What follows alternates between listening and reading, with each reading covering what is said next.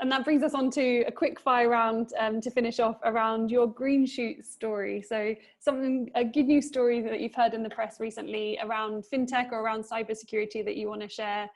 Quick fire round. Paul, I'll start with you. Yeah, I think like one thing that I saw recently was a campaign that just came out maybe 2 days ago. I think Ninja Van and some other companies are working on this together, but I'm not sure who all of them are. But it's called SG Pays It Forward.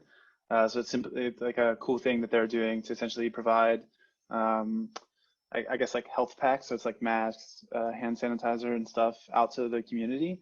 And it costs like $25, but you essentially pay for that. You don't get it yourself, but it goes to someone in need in Singapore.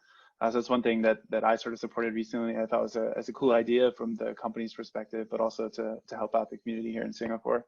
So that I saw it yesterday, and when you asked me the question, I sort of it popped into my head. But I think that's the one exciting thing in the tech community. I wouldn't call it really fintech, but it's cool that they're doing that and thinking about sort of getting that equipment out to people that need it. Nice. George, same question to you.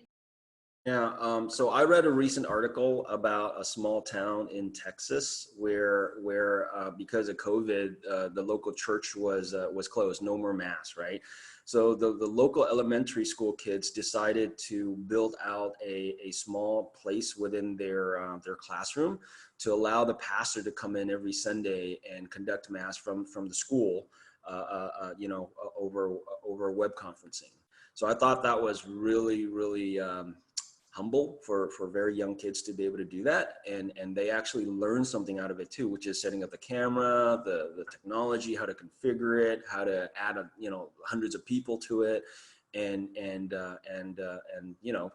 just allow the community to get back to normal as much as possible. So that was a really touching story to me. Nice. Ralph? I was actually a part of participated in something that some friends in Estonia put together called the Global Hack 2 weekends ago, I guess. And we had over 12,000 people on Slack, and about 500 ideas. And at the end, there was about somewhere around 120 projects were created. By that, I mean prototypes were built in 48 hours for all kinds of different problems. And it was just a very interesting and getting people from all over the world that way to be working on solutions for these problems that we're dealing with now was great. I was mainly mentoring and judging on or choosing the top ones in the media and entertainment section. But there was stuff that, that was related to fintech or identity management or healthcare. And it was just very interesting to see what we can do in a matter of 48 hours when we all get together. And it doesn't matter where we are anymore, because the truth is we're able to work 24 hours a day in many ways, right? Because the world is turning. So it was a very interesting experience. And also it was a hackathon basically. But one of those that really was interesting was that, if you guys know a singer by the name of Erykah Badu came on, quietly without telling anyone that she was in these Slack channels. And her experience, in the end, she performed and she said something that was very touching. She said, "I think I finally found my tribe." That being sort of this idea of a global hackathon thing. And it was very interesting to hear that from somebody in the arts and entertainment space who was really just kind of popping around in every different subject matter that was on there.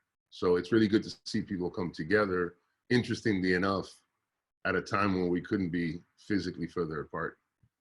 That's an amazing story. I think we're going to see more of these digital hackathons happening around the world. I know we have a number planned from MAS's side. So I'll flash a QR code at the end of the session on the screen to join our Telegram group, where we'll share more about, well, firstly, the answers to any unanswered questions that there are here, but also some of those digital hackathons we have planned. Jagdish, take us away with your green shoot story. I think, are you going to sing us your story? No, I'm not going to sing the story, but I think I can share about something that's been really hitting me pretty strongly. The lawmakers around the world aren't the most popular ones, the police officers. I don't think they'll ever get a popularity contest rating high anywhere in any country. We can debate which country is better. But I think when I when I see these videos of police force trying to play a band, singing songs to motivate and keeping people positive in these times, it touches my heart. This is not the mental imagery I had about police officers. So my heart goes out to them. And I really want to thank all the essential service providers who are keeping us safe and happy right now. And we feel like we are on the line of fire. They're the ones really taking care of it. I mean, there are people working in factories right now to make sure essential goods are available. So to me, my green shoots moment is just the fact that can we all start to enjoy the basic joys of life and go back and give some more with gratitude. I think I've personally been going through that journey. I think we should all observe this more. This is going to get even more important. We're talking about just can we culminate all our general life-saving skills or life purpose skills at play right now. That's beautiful. And with that note, I think I'd like to thank all of our panelists for joining today. Nothing in life comes easy, so baby, go and just take a chill.